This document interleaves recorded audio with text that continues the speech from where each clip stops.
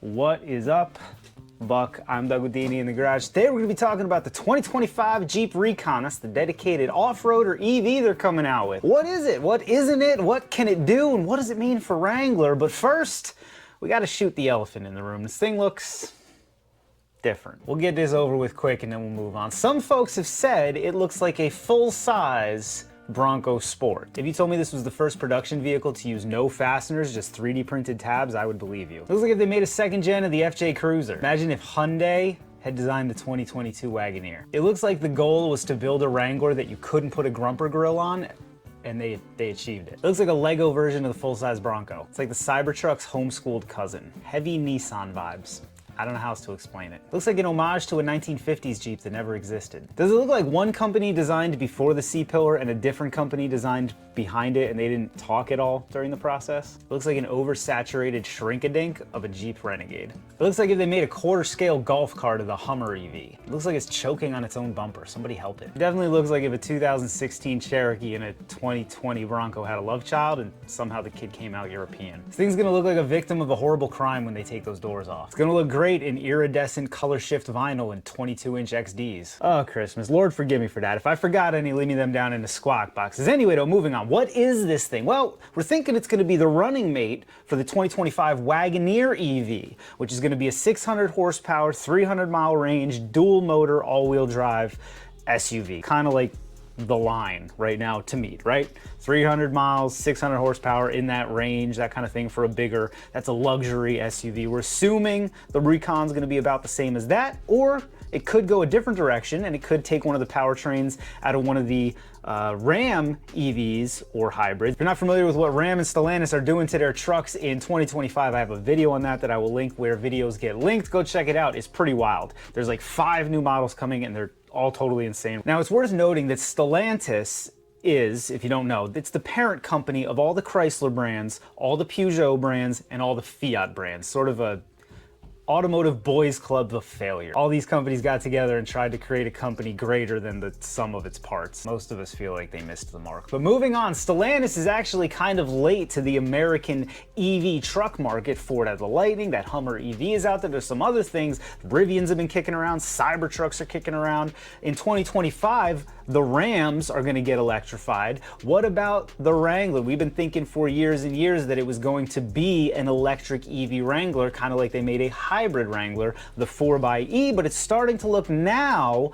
Wrangler's getting passed over for electrification and we're going right to a standalone platform in the Recon. Now, the Recon was actually a concept vehicle back in 2022, and I don't know that I've ever seen a concept vehicle look more like the production vehicle. Now, another thing that Jeep and Stellantis have not confirmed for us is pricing, but we can assume it's going to be priced parallel with the internal combustion and hybrid Wranglers, starting in around the 60,000 range, going up to 80, 90, depending on what trim levels are included. And the reason is this: Stellantis does not need another American market, top of the market luxury SUV. That's what the Wagoneer EV is coming out for, and I just can't imagine there's enough demand for luxury EV SUVs to support both a luxury Recon and a luxury Wagoneer. So even though we don't know the price, we can assume it's got to be down market from the Wagoneer and closer to the internal combustion and hybrid Wranglers, because that's where it's supposed to play. It's the off-roader. This isn't a passenger car, it's not a race truck, it's not a luxury vehicle.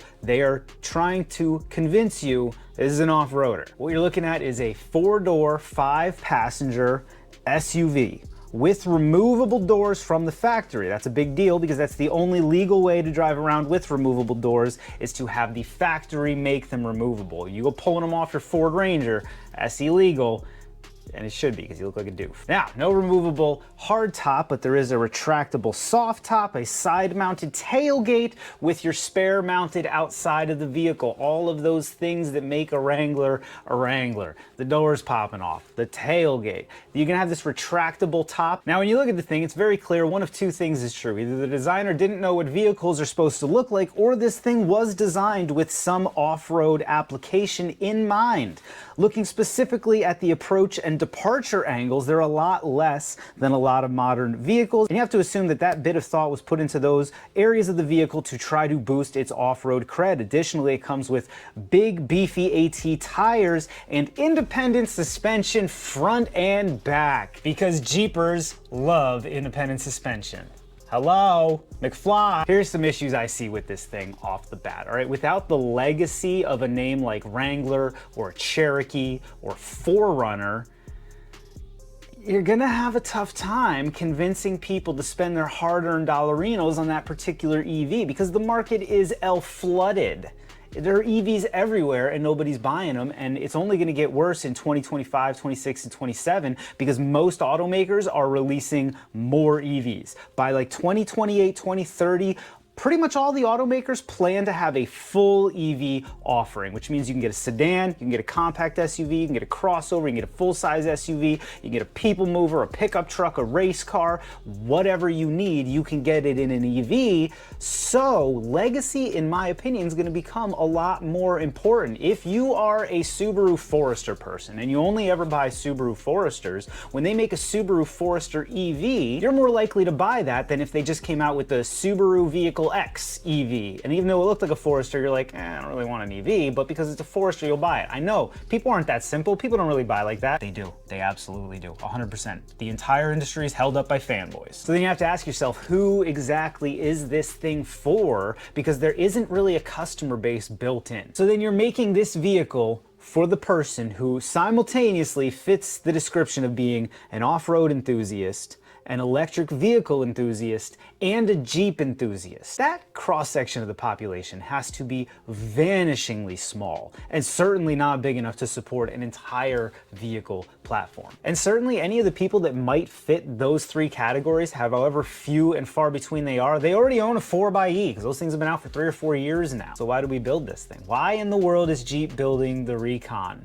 Even as governments are walking back mandates, and it looks like these auto manufacturers are not going to have their feet held to the hire by 2030, 2035 dates and things that were buzzing around for the last 4 years. Why do this? I suspect I have an answer. Put your tinfoil hat on. It's gonna be a little bit of a bumpy ride. This is the Wrangler they wanted to give you in 2020. Y'all remember 2015, 2016, when it was very obvious that the JKU platform was getting sunsetted and we were headed towards the next generation of Wrangler? All kinds of terrifying stuff was tossed around. They told us that it was gonna be independent front suspension. They told us it was gonna be independent suspension all the way around. They said it could be a unibody platform. It was gonna be on a world platform and share parts with an Alfa Romeo or something.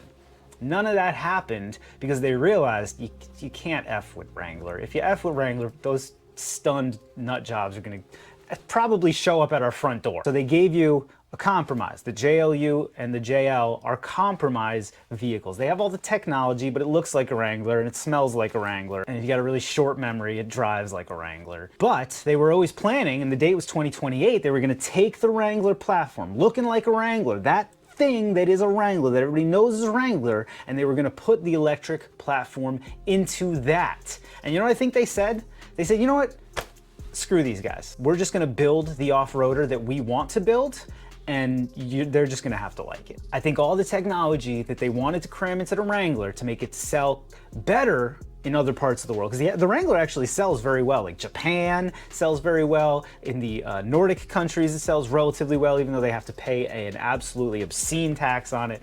So Jeep and Stellantis really would love to make the Wrangler more accessible and applicable across the globe. Gotta knock off some of the American corners, gosh darn it. Now some of you could say that the Recon is good news for the Wrangler then. It means the Wrangler's not gonna get molested. It's not gonna get electrified and watered down and homogenized for world culture.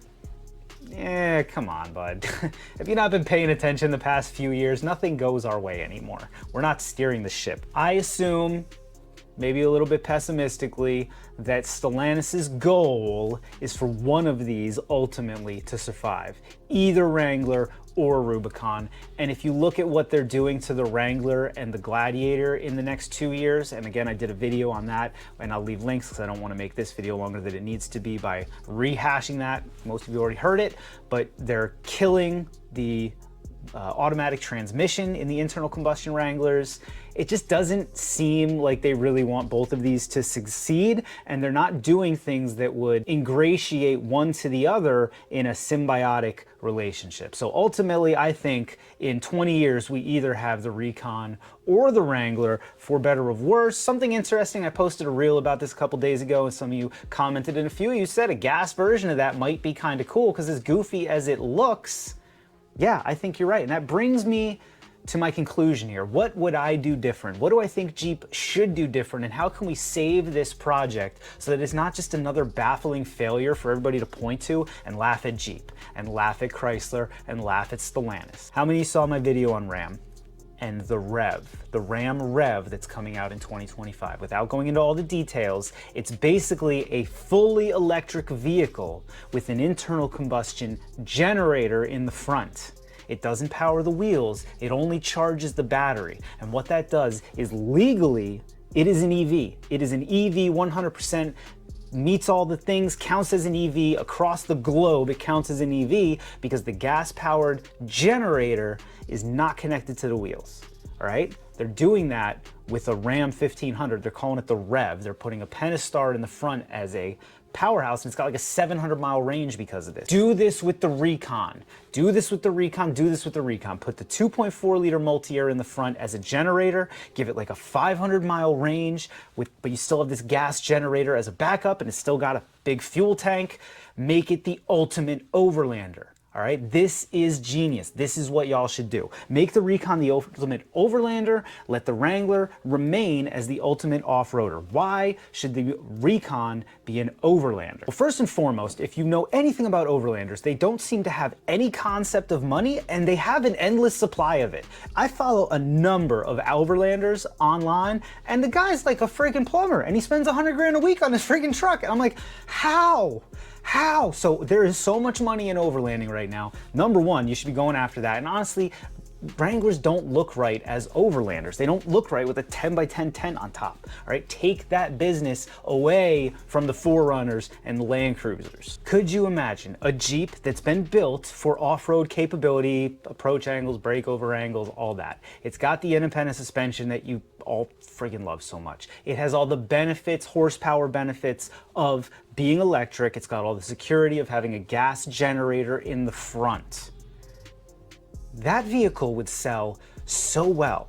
And the only other thing you have to put into it, and this is hard for Stellantis, it's got to also work like continuously and like for a number of years without a lot of dealer interaction. So I said this before, and I say it every time we talk about Chrysler EVs. Chrysler's good at a lot of stuff, or some stuff. It's not good at electronics.